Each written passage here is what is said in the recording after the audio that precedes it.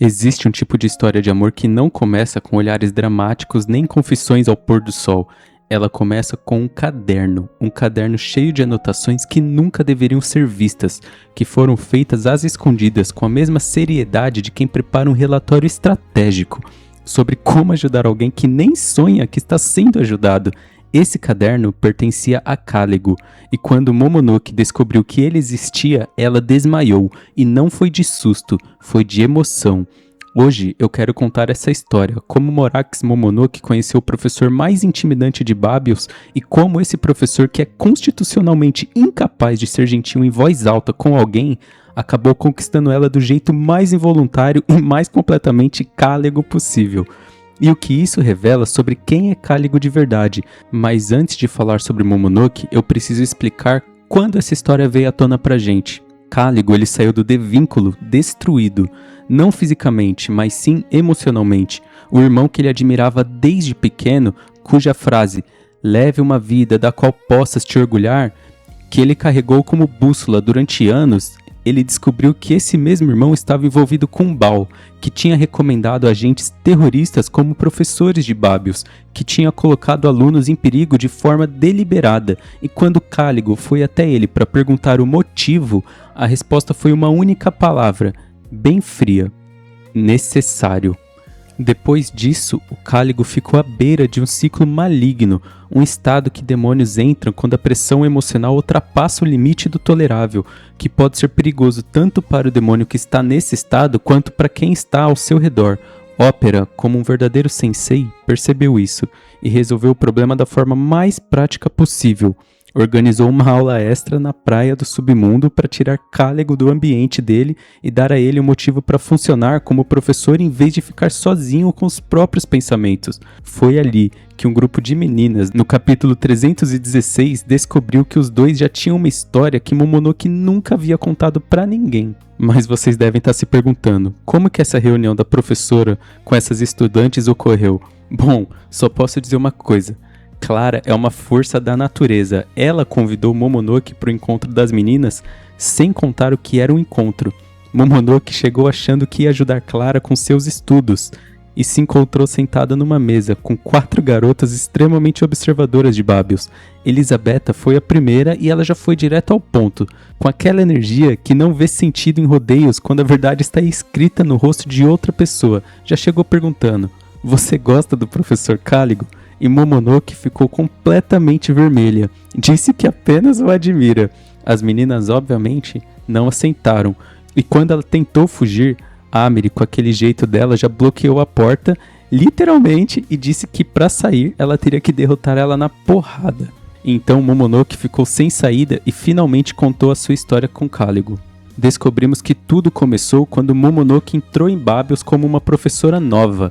Ela tinha um tipo muito específico de pessoa que não suportava. Ela não gostava de demônios grandes, intimidadores e inacessíveis. E se pararmos para pensar, Caligo é tudo isso. Ele foi designado como tutor dela. O protocolo de Babios para professores novos é exatamente esse. Um professor mais experiente orienta eles nos primeiros meses, e Momonoke, que já estava nervosa com tudo, ficou olhando para o tutor que lhe foi atribuído e pensou que ia ser o semestre mais longo da vida dela. Caligo não tentou de jeito nenhum quebrar o gelo entre os dois, não tentou ser acolhedor, ele simplesmente apareceu, explicou de maneira fria o que ela precisava fazer e partiu com a energia de alguém que tem várias outras coisas para resolver. A primeira tarefa que ele deu para ela foi coletar os trabalhos atrasados dos alunos, algo bem simples e direto. E acrescentou: se algum deles não tiver entregue, ela deveria repreender, com firmeza. Momonoke foi então até os alunos, toda nervosa, pediu o trabalho deles. Os alunos disseram que tinham esquecido e pediram mais tempo, e ela, de maneira ingênua, acabou aceitando. Não conseguiu ser firme, então entregou os trabalhos para Caligo. Ele recebeu sem comentar nada e deu a ela uma instrução bem enigmática que não fez sentido na hora. Segundo suas palavras, o trabalho de um professor não é só cumprir cotas, e foi embora. Essa frase ficou na cabeça da Momonoke durante muito tempo. Ela não conseguia entender o que ele queria dizer. E no meio de todos esses pensamentos, ela ouviu por acidente, os alunos que tinham entregado os trabalhos conversando entre si. Eles tinham copiado de outro aluno toda a tarefa e estavam aliviados que Momonoke não havia percebido, porque Cáligo, segundo eles, teria feito eles refazerem tudo do zero. Momonoke ficou parada processando tudo isso. Ela não tinha só aceito trabalhos atrasados, ela havia aceito trabalhos que não eram dos alunos sem sequer notar isso. Tinha tratado a tarefa como se fosse algo pequeno, não como um ato de cuidado com quem estava aprendendo. Cáligo sabia, ele sempre soube que ela não ia conseguir na primeira tentativa, e em vez de corrigir ela diretamente, ele deu a ela algumas pistas com frases que fariam ela chegar a essa conclusão por conta própria, porque, segundo Cáligo, um professor que descobre o problema sozinho aprende de um jeito diferente de um professor que precisa ser corrigido. Momonoke estava sentado do lado de fora processando tudo isso, quando Balan finalmente apareceu, com a gentileza exagerada que só ele tem. Ele se ofereceu para ouvir ela e acabou virando ponto de partida para o próximo passo dela como professora da escola. Depois dessa conversa, ela finalmente decidiu mudar a abordagem e foi até os outros professores, Chichiro, Dali, outros membros do corpo docente, e pediu conselhos sobre como se conectar com os alunos de um jeito real, como fazer eles realmente ouvirem ela. Obviamente, né, gente, os professores eles têm métodos diferentes, então cada um deu uma perspectiva diferente para ela, e Momonoke foi montando uma estratégia própria a partir de tudo que ela ouviu com os outros. Então, logo no dia seguinte a essa conversa, ela levou a turma para um campo atrás da escola e disse que ia dar uma aula bem prática, resumindo tudo que eles haviam aprendido até ali. Antes de qualquer aluno poder responder, ela já chegou lançando uma magia de ar terrível na direção deles. Ventos cortantes foram na direção dos alunos, e os que tinham estudado usaram um feitiço chamado Gran, que é um feitiço de proteção, e bloquearam a magia dela. Os que não tinham estudado precisaram se esquivar desesperadamente. E quando eles reclamaram, ela simplesmente disse que estava no trabalho de casa, que eles não sabiam porque eles não haviam feito o trabalho. E funcionou, a turma finalmente entendeu de uma vez que Momonoke não era a professora mais nova que podia ser ignorada.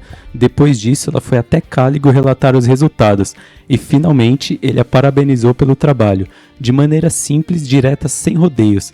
Mas era um elogio real vindo de Cáligo, que não elogia por protocolo. E então Momonoke saiu da sala flutuando. Nesse momento, Balan apareceu sorrindo junto com Dali, que estava com um caderno na mão, o caderno de Cáligo. Esse caderno estava cheio de anotações sobre Momonoke, estratégias de como ajudá-la, dificuldades que ele já havia previsto que ela teria, formas de introduzir ela aos outros professores para que cada um pudesse contribuir com algo diferente, porque, segundo Balan, Cáligo é péssimo em dar conselhos diretamente. Então, ao invés de orientar ela, ele orquestrou os outros professores para orientarem no lugar dele. Gente, o Cáligo realmente havia passado um tempo planejando o desenvolvimento de uma professora nova que ele mal tinha falado diretamente. Os professores ao redor falavam que Cáligo estava animado por ter uma júnior, mesmo que não demonstrasse isso. Então, do nada, o Cáligo apareceu atrás de todo mundo, exigindo o caderno de volta, com aquela expressão de quem está extremamente constrangido, mas vai ficar até a morte fingindo que não está. Nisso, nós podemos ver Momonoke completamente vermelha, e quando Cáligo percebeu isso, estendeu a mão para tocar a testa dela, um gesto de quem quer verificar se ela está bem, e nessa hora vemos o primeiro desmaio dela.